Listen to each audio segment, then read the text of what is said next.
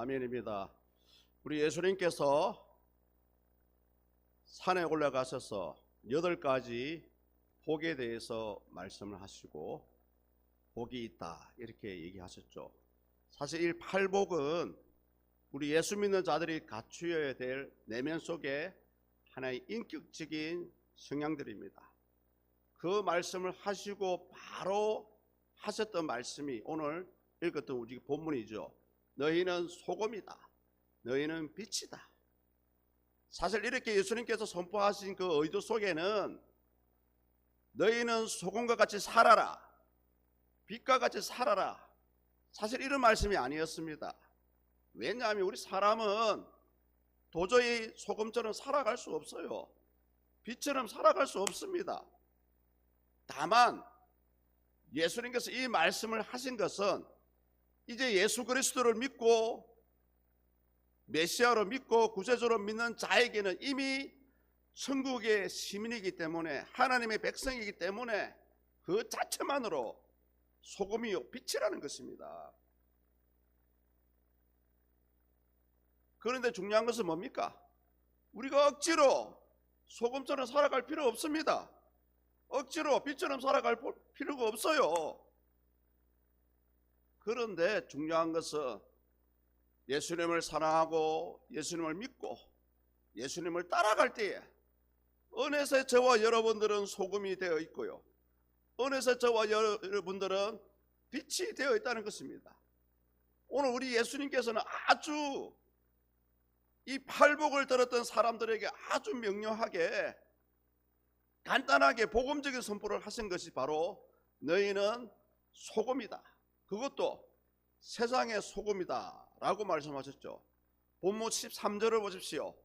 너희는 세상의 소금이니 소금이 만일 그 맛을 잃으면 무엇으로 짜게 하리요? 후에는 아무 쓸데없어 다만 밖에 버려져 사람에게 밟힐 뿐이니라. 소금을 원문에서는 할라서라고 합니다. 할라서. 신약 성경에서는 겨우 6번만 언급이 되어 있죠. 우리가 성경을 읽어보면 이 소금의 역할에 대해서 여러 가지로 얘기합니다. 때로는 소금은 사람을 살리는 생명이죠. 떼악 뺏어서 열사병에 쓰러지지 않기 위해서는 물과 함께 반드시 소금을 같이 섭취를 해야 됩니다. 또 때로는 소금은 우리 음식물을 보존해주는 방부제와 같은 역할을 하고요, 또 때로는 소금은 사람을 치료하는 치료제와 같습니다. 갓난아기가 피부가 안 좋을 때는 이 소금물을 풀어서 깨끗하게 씻어 주었다고 합니다. 마지막으로 소금은 순결한 희생을 얘기합니다. 여러분 그거 아십니까? 하나님께 짐승을 잡아서 제물을 드릴 때에 그냥 불에 태우지 않습니다. 반드시 소금을 뿌려요. 우리가 돼지고기 구워 먹을 때 소금을 뿌립니까 안 뿌립니까? 소금을 뿌리잖아요. 이때에 이 소금은 그 제물을 정결하게 하는 그런 역할을 한다고 합니다. 그런데 여기서 중요한 것은 뭡니까? 우리가 만약에 소금이라면 소금은 어떻게 해요? 소금이 맛을 내기 위해서는 소금은 음식에 들어가서 녹아야 됩니다. 살아 없어져야 됩니다. 이것이 소금의 모습이죠. 자, 이것을 우리의 신앙에 비추면 예수 믿는 자들은 세상 가운데 살아가지만 우리 자신이 사라짐으로 세상에 소금과 같은 맛을 낸다는 거죠. 비록 세상 가운데 있지만 소금은 변질되지 않습니다. 오늘 이 본문 제가 읽어드렸던 13절에 보니까요, 소금이다라는 좋은 말씀을 하면서도 어떤 말씀을 하십니까?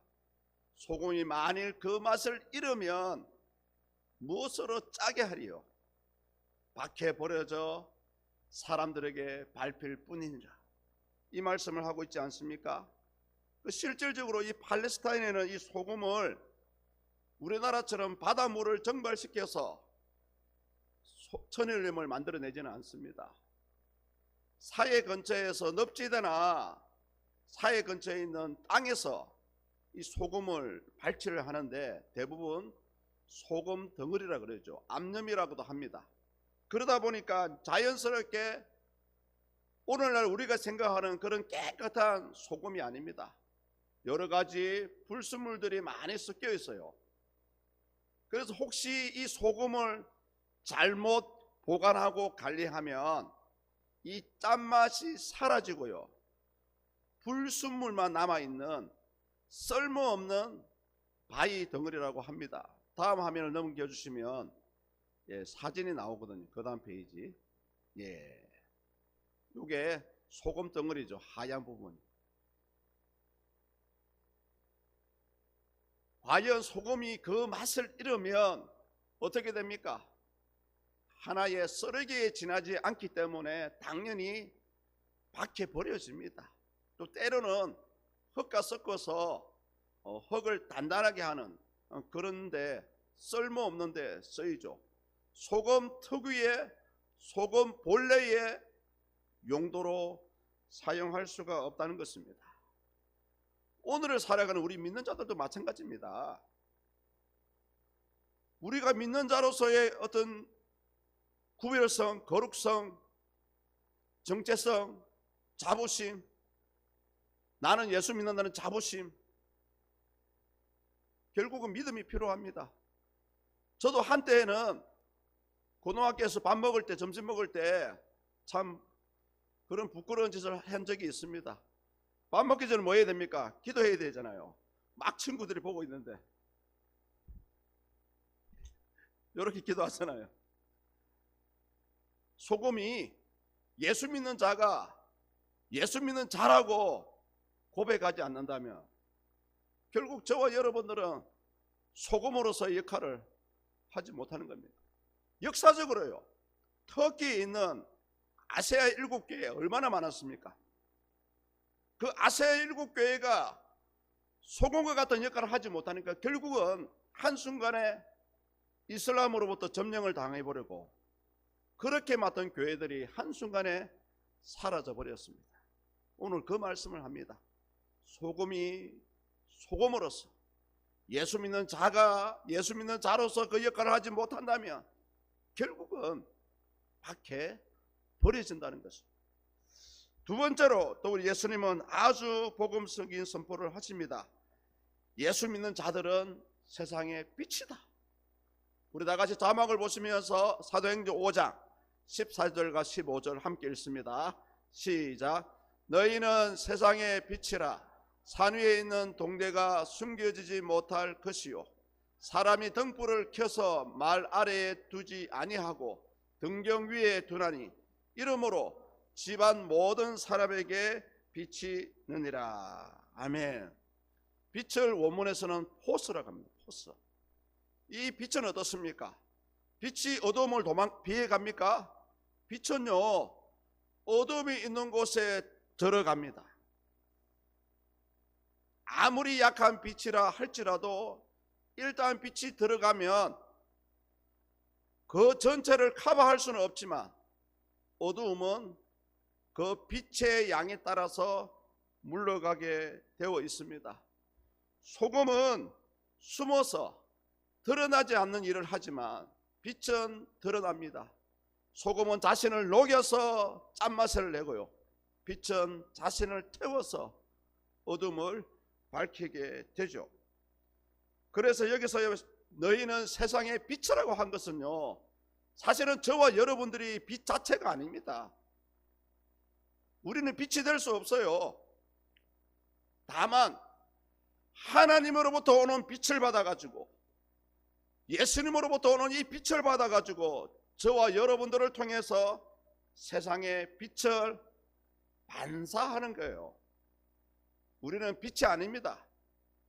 빛으로 오신 예수님을 나타내는, 반사하는 역할을 하는 겁니다. 요한복음에 보면 그런 말씀이 나오죠. 그런데 중요한 것은 뭡니까? 빛과 같은 저와 여러분들은 세상 가운데 나와 있어요. 그러면 자연스럽게 누구나에게 드러납니다. 누구나에게 드러나요. 불신자들이 저와 여러분들을 안 쳐다보는 것 같죠? 아닙니다. 다른 거는 다른 사람은 안 쳐다봐도, 절에 다니는 사람은 안 쳐다봐도, 성당에 나가는 사람은 안 쳐다봐도, 꼭 교회에 나가는 사람들에 대해서는 반드시 어떤 행동을 하나, 어떤 말을 하나 들여다보고 자기들끼리 뒷담화를 하기도 하죠. 빛은 산 위에 있기 때문에 반드시 멀리서도 보여집니다. 이것이 바로 우리 예수 믿는 자의 위치입니다. 비록 우리는 죄악 가운데, 세상 가운데 살아가지만 세상의 한복판에서, 한가운데서 우리는 살아계신 하나님을 드러내고 나타내는 빛의 존재입니다. 마치 바닷가에 서 있는 등대와 같은 존재입니다. 그런데 그런 빛이, 등대가 빛을 발하지 않는다면 어떻게 됩니까? 등대를 바라보고 들어오는 배는 파손하겠죠. 그래서 예수님께서 16절에서 예수 믿는 자의 역할을, 빛의 역할을 이렇게 말씀하십니다. 16절 보십시오. 이같이 너희 빛이 사람 앞에 비치게 하여 그들로 너희 착한 행실을 보고 하늘에 계신 너희 아버지께 영광을 돌리게 하라. 아멘입니다. 오늘날 많은 예수 믿는 분들이 이 예수 믿는 이 정체성을 놓쳐버리니까 신앙에서 파산하기도 하고, 때로는 교회를 떠나기도 하고, 때로는 시험에 들어서 예수님을 부인하기도 합니다. 그런데 여기에 보니까 첫 번째로 너희 빛이 사람 앞에 비치게 하라는 말씀을 하고 있지 않습니까? 굳이 저와 여러분들이 나는 소금이다, 나는 빛이기 때문에 굳이 의식할 필요 없습니다. 또는요, 믿음의 정도에 따라서 사람의 언행심사는 달라집니다. 내가 믿음이 많으면, 믿음이 작다고 해서 굳이 다른 분들과 비교하실 필요 없습니다. 나에게 주신 은혜가 있다면, 하나님의 살아계심을 경험하고 체험하고 저 천국을 향한 소망이 있다면 묵묵히 나에게 주신 사명을 따라서, 나에게 주신 달란트에 따라서 그렇게 살아가는 거예요. 그렇게 살아가면 자연적으로 빛이 되고 자연적으로 소금이 되는 겁니다. 하나님께서요, 창세기 보면 아브라함을 선택하셔가지고 아브라함을 통해서 복을 선포하셨지 않습니까? 근데 처음에 아브라함을 부를 때에 아브라함이 하나님을 잘 믿었습니까? 아브라함은 지금으로부터 바벨로니아 사람입니다. 이방인입니다. 그것도 자기 아버지 데려와 함께 우상을 만들어서 파는, 우상을 섬기는 자였어요. 그런 사람을 하나님께서 아브라함을 택했습니다. 마치 오늘날 죄인과 같은 저와 여러분들을 선택하신 것 같이 아브라함을 택하셨죠. 그러면서 뭐라고 합니까? 아브라함, 너는 복이 될지라, 복이 될지라. 너로 말미암아서 세상에 많은 사람들이 복을 받을 것이라. 예수 믿는 저와 여러분을 인해서 여러분의 주변의 사람들이 도움을 받아야 됩니다. 복을 받아야 됩니다. 당연합니다. 지난번에도 제가 비유를 드렸지 않습니까? 비록 노예의 신분이지만 요셉을 통해서 보디발의 가정이 복을 받았지 않았습니까? 야곱을 통해서 라반의 집이 복을 받았지 않았습니까? 여러분을 통해서요, 여러분이 있는 직장과 농사의 현장 가운데서 여러분의 주변 사람들이 비록 불신자라 할지라도 복을 받았다는 소리가 나와야 됩니다. 아이고, 장로님 때문에 올해 좀 농사가 잘 되었습니다. 고맙습니다. 아이고, 집사님 감사해요. 집사님 도움 받아가지고 올해 감자 농사가 풍년이었습니다. 그런 얘기를 들어보시죠. 그런 얘기를 자주 들어야 됩니다. 많이 들어야 됩니다. 여러분을 통해서 주변의 사람들이 복을 받으면 자연스럽게 복음은 전해지는 것이고요, 자연스럽게 하나님의 살아계심이 나타나는 겁니다. 이것이 사람 앞에 비치게 하라는 그런 말씀이죠. 요한복음 1장 9절과 10절에 보면 참 빛은 오직 예수 그리스도라고 얘기합니다. 참 빛이 곧 세상에 와서 각 사람에게 비추는 빛이 있으나니 그가 세상에 계셨으며 세상은 그로 말미암아 지은 바 되었으되 세상이 그를 알지 못하였고. 아멘. 여러분들이 비치는 이 빛을 통해서 하나님을 믿지 않고 혹여 저주하는 자들에게, 불신자들에게 하나님의 살아계심이 그들의 눈으로 보여지는 겁니다. 그러면서 두 번째로 그들로 너희 착한 행실을 보고 하늘에 계신 너희 아버지께 영광을 돌리게 하라는 것입니다. 여기서 이 착한 행실은 누구나 인정할 만한 도덕적이고 이치에 맞는 행동을 얘기합니다. 칭찬받을 만한 행동을 얘기하죠. 사람이 살다 보면 때로는 실수하기도 합니다. 그렇죠? 완벽한 사람은 없어요. 저는 그렇게 생각해요. 9번 잘못하다가도 한 번 잘해서 다른 사람들에게 좋은 유익을 끼친다면 착한 일이었다라고 칭찬받을 만하다고 생각합니다. 왜냐하면 지금 세상은 그렇지 않잖아요. 가진 자는 더 가지려고 없는 자를 빼앗고 덩치고, 있는 자는 더 가지려고 욕심이 가득 차가지고, 그런 세상이 지금 세상입니다. 우리의 착한 행실은 우리를 돋보이게 하는 장식품이 아니라 보이지 않는 하나님을 보이게 하는 거룩한 통로다. 어떤 신학자가 이런 고백을 하기도 했습니다. 그래서 사랑하는 성도님들, 할 수만 있다는 저와 여러분들은 비록 상대방이 나에게 손해를 끼치고 나를 나쁘게 생각하고 나를 나쁘게 대한다 할지라도 우리는 하나님의 은혜를 받은 사람들입니다. 예수님의 사랑을 받은 사람들이에요. 그러면 그 사랑을 우리는 나눠줄 수 있어야 됩니다. 부자가 가난한 자를 돌아보는 것은 아주 쉽습니다. 그러나 나도 없는 가운데, 나도 먹을 것이 없지만 없는 가운데 다른 사람에게 베풀어 준다면 성도님들, 그것이 진정 사랑이 아닐까 생각됩니다. 그렇잖아요. 내가 넉넉한 가운데 나눠주는 것을 사랑이라고 표현할 수 있습니까? 우리 가정도 먹고 살기 빠듯한데 그 가운데서도 이웃을 돌아본다면 그것이 진정한 사랑이지 않습니까? 예, 제가 어릴 때 들었던 찬양이 하나 생각나네요. 사랑은 참으로 베푸는 것, 베푸는 것, 베푸는 것. 사랑은 참으로 베푸는 것, 더 가지지 않는 것. 이상하다 동전 한 입 움켜 잡으면 없어지고 쓰고 빌려주면 풍성해져 땅 위에 가득하네.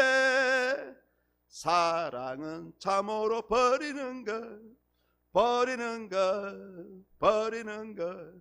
사랑은 참으로 버리는 것, 더 가지지 않는 것.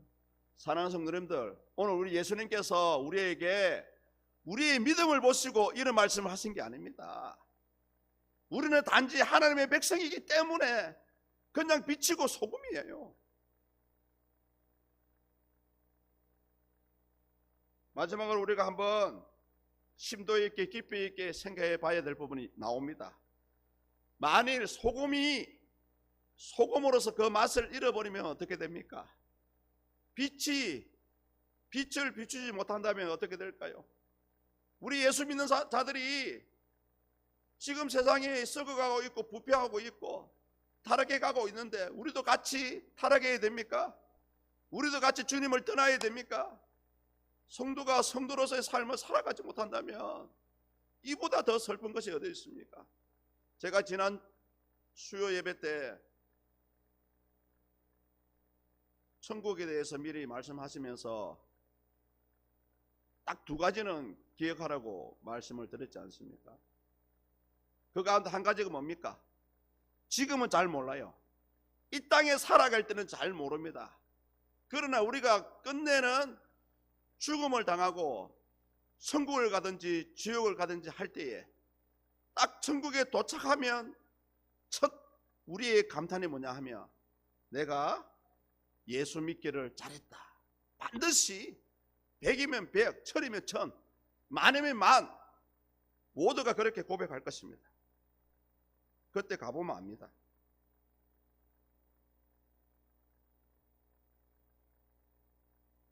우리는 오늘도 교회 언어를 사용합니다. 형제님, 자매님, 주 안에서 사랑합니다. 우리의 입술은 하나님을 찬송하고 기도합니다. 우리의 몸은 주일을 맞이해서 교회에 나와서 예배합니다. 그러나 중요한 것은 뭡니까? 이 자리에 나온 것 자체도 물론 중요하고 은혜입니다. 하나님의 은혜입니다. 그러나 더 중요한 것은 뭐냐? 이 하나님의 은혜가, 하나님의 말씀이 여러분의 영혼을 사로잡아야 됩니다. 내 영혼을 사로잡아야 돼요. 예수님의 사랑이 내 욕망과 교만과 자아를 넘어뜨리고 녹여내야 됩니다. 성령의 거룩한 감동하심이 나의 삶의 방향을 돌려놓아야 됩니다. 만약 그렇지 않다면 우리는 예수 믿는 자라는 이름을 가졌으나 그 맛을 잃어버리는,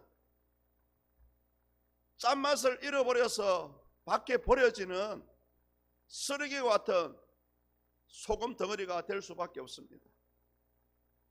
사랑하는 성도님들, 우리는 이럴 때 어떻게 해야 됩니까? 그럴 때 있잖아요. 갑자기 가정에 풍파가 일어나서 충격을 받고 내가 예수를 믿어야 되나 말아야 되나. 그럴 때 여러분 어떻게 해야 됩니까? 그럴 때 믿음의 결단을 잘 하셔야 됩니다. 비록 내 마음은 찢어지고 다른 사람 볼 때 부끄럽고 하나님은 나를 도와주지는 않고 그래 하지 아니할지라도 왕이요, 우리는 왕의 신장 앞에 절을 할 수 없습니다. 하나님이 내 삶의 환경을 설사 돌아보지 않는다 할지라도 우리의 믿음만큼은요 변하지 말아야 됩니다. 주를 향한 믿음만큼은 변하지 말아야 돼요. 뭐 예수 믿는 자라고 고통이 없습니까? 고난이 없습니까? 욥기를 보십시오. 그렇게 많은 부자 재산이 하루아침에 사라지고 그렇게 사랑하는 아들 7명과 딸 3이 폭삭 집에 내려앉아가지고 죽어버리고 심지어 머리부터 발끝까지 온몸에 종기가 일어났을 때 욥의 아내가 뭐라고 합니까? 저주하고 하나님을 저주하고 죽으라 라고 할 정도로 욥은 그런 고통스러운 고난을 당했습니다. 성도님 한번 여쭤볼게요. 왜 예수 믿는 자들은 고난을 당해야 됩니까? 왜 예수 믿는 자들은 질병이 걸려야 돼요? 왜 예수 믿는 자들은 가난해야 됩니까? 이것은 여러분 그냥 자연의 법칙이에요. 이 땅에 살아가는 사람들은 부자가 될 수도 있고 가난할 수도 있고 병들 수도 있고 건강할 수도 있고 80년 넘게 90년 넘게 이용했던 내 몸이, 내 팔다리, 어깨, 무릎이 안 아플 수가 있습니까? 아플 것은 당연한 거예요. 그것을 하나님 탓으로 돌리고 하나님을 떠나가 버린다면 과연 우리의 믿음이 참 믿음입니까? 우리는 본래부터 어둠의 존재입니다. 우리는 타락한 존재입니다. 그리고 예수님께서 이 땅에 오셔가지고 우리를 살리시고 구원하시고 새 생명길로 이끌지 않았습니까? 지금도 저와 여러분들은 구원을 받았지만 우리의 몸은 그대로잖아요. 단지 내 안에 있는 내 속사람이 하나님의 사람으로 변화된 겁니다. 예수 믿는다고 크게 달라진 것이 있나요? 물론 달라져야 합니다만 이처럼 우리 사람은 그만큼 연약하다는 겁니다. 오늘 예수님께서 너희는 소금이 되라 이 말씀하신 게 아닙니다. 너희는 빛이 되라 이 말씀하신 게 아니에요. 그냥 너희들은 예수 그리스도 안에서 소금이고 빛이다 그냥 선포하신 것입니다. 마치 하나님께서 모세가 당신을 누구라고 합니까? 하니까 나는 나다, 나는 스스로 있는 자다 라고 하나님께서 당신의 존재를 선포하셨죠. 예수 믿는 자들은 그냥 빛이고 소금이에요. 다만 우리는 이런 빛으로 소금으로 살아가기 위해서는 예수님과의 끊임없는 연합과 교제가 지금도 이루어져야 한다는 거죠. 우리 하나님은 한 번 택한 사람이 당신의 택한 백성이라면 절대 놓치지 않습니다. 언젠가는 돌아오게 하셔서 당신의 택한 자라서 살아가게 하시죠. 특히 우리 청년들이 젊었을 때는, 어렸을 때는 교회를 잘 다니다가 대학생이 되고 군대 갔다 오고 직장인이 되면 많은 청년들이 교회를 떠나잖아요. 그런데 하나님의 택한 자라면요 반드시 하나님께서 돌아오게 하십니다. 돌아오게 하세요. 요한복음 15장 5절을 보면 우리 예수님과 이 연합의 원리를 말씀하는데 혹시 자막이 없으면 저 자막 맨 밑에 있죠? 같이 한번 읽습니다. 시작. 나는 포도나무여 너희는 가지라. 그가 내 안에 내가 그 안에 거하면 사람이 열매를 많이 맺나니 나를 떠나서는 너희가 아무것도 할 수 없습니다. 아멘. 나를 떠나서는 너희가 아무것도 할 수 없습니다. 저와 여러분 자체가 소금이 아닙니다. 저와 여러분 자체가 빛이 아닙니다. 우리는 예수님 때문에 소금이고 예수님 때문에 빛이고요 예수님 때문에 천국의 백성입니다. 예수님과의 연결고리가 끊어지는 순간 우리는 길에 버려지는 소금과 같습니다. 예수님과의 연결고리가 끊어지는 순간 우리는 빛을 잃은 등잔과 같습니다. 예수님과의 연결고리가 끊어지는 순간 우리는 영성에서 영벌로, 생명에서 사망으로 바뀌어지는 것입니다. 사랑하는 성도님들, 삶이 여러분을 어떻게 힘들게 한다 할지라도 저와 여러분들은 세상을 짠맛을 주는 소금과 같은 존재입니다. 이 어두운 세상에 소망을 주고 희망을 주고 사랑을 나누는 빛과 같은 존재입니다. 부디 주님 만날 때까지 변함없이 여러분의 믿음을 지킬 수 있기를 주의 이름으로 축복합니다. 나에게 주어진 믿음의 분량대로 10달란트 받은 사람은 10달란트 받은 대로, 5달란트 받은 사람은 5달란트 받은 대로 묵묵히 나에게 주어진 삶의 여정을 살아가는 겁니다. 이것이 예수 믿는 자의 삶의 모습이에요. 굳이 사람 때문에 마음 아파할 필요 없습니다. 힘들어하실 필요 없어요. 우리 주님께서 여러분의 마음을, 아픈 마음을 위로하시고 당장은 아니라 할지라도 때가 되면 하나님께서 그때에 우리의 필요를 채워주시고 또 때로는 필요하다면 도저히 일어날 수 없는 기적의 역사들을 우리 하나님은 베풀어 주실 것입니다. 부디 세상의 소금으로, 세상의 빛으로 살아갈 수 있기를 축복합니다. 무엇보다 예수님을 다시 만날 때까지 예수님과 이 연합의 교제가 이제는 죽어도 놓치지 마십시오. 이제는 다시는 놓치지 마십시오.